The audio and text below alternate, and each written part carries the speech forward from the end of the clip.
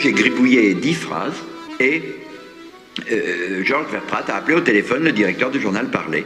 Et le gars a dit, vous vous foutez du monde, 5 minutes avant le journal Parler, vous me demandez de lancer un appel d'initiative privée, mais il y a des règles administratives, moi, ça dépend pas de moi de lancer un appel. Et alors, c'est Georges Verprat, on peut dire, qui a sauvé la situation. Il a pris l'appareil, il lui a dit, écoutez, monsieur, demain matin, ça dépend de vous. Peut-être que quand vous serez bien au chaud, avec votre femme et vos gosses, et que vous ouvrirez le journal, et que vous lirez en prenant votre café, qu'on a encore ramassé des hommes, des femmes ou des bébés morts de froid dans les rues de Paris.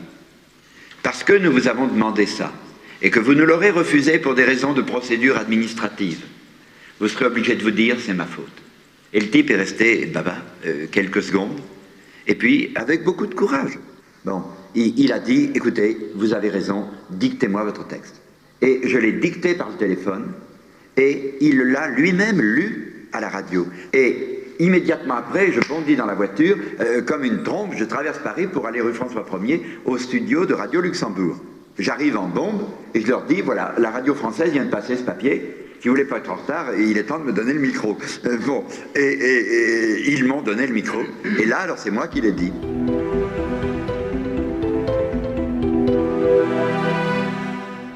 Il n'existe aucune version sonore authentique de l'appel. Celui-ci a donc été enregistré par l'abbé Pierre le 4 octobre 1993. Mes amis, au secours!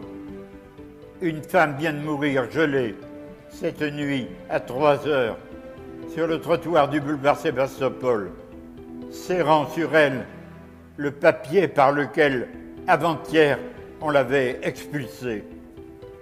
Chaque nuit, ils sont plus de 2000 recroquevillés sous le gel, sans toit, sans pain, plus d'un presque nu. Devant tant d'horreur, les cités d'urgence, ce n'est même plus assez urgent. Écoutez-moi, en 3 heures, 2 premiers centres de dépannage viennent de se créer. L'un sous la tente, au pied du Panthéon, rue de la Montagne Sainte-Geneviève, l'autre à Courbevoie. Il regorge déjà, il faut en ouvrir partout.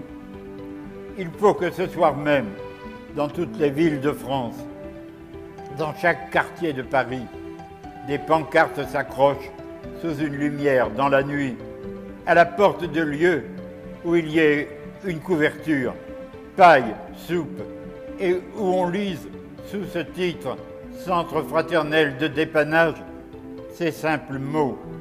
Toi qui souffres, qui que tu sois, entre, dors, mange, reprends espoir. Ici, on t'aime.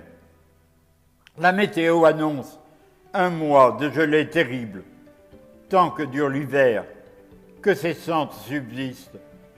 Devant leurs frères mourants de misère, une seule opinion doit exister entre hommes, la volonté de rendre impossible que cela dure.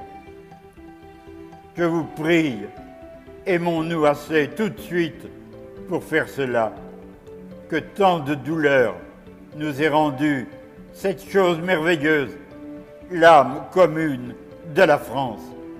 Grâce à vous, aucun homme, aucun gosse ne couchera ce soir sur l'asphalte ou les quais de Paris. Merci.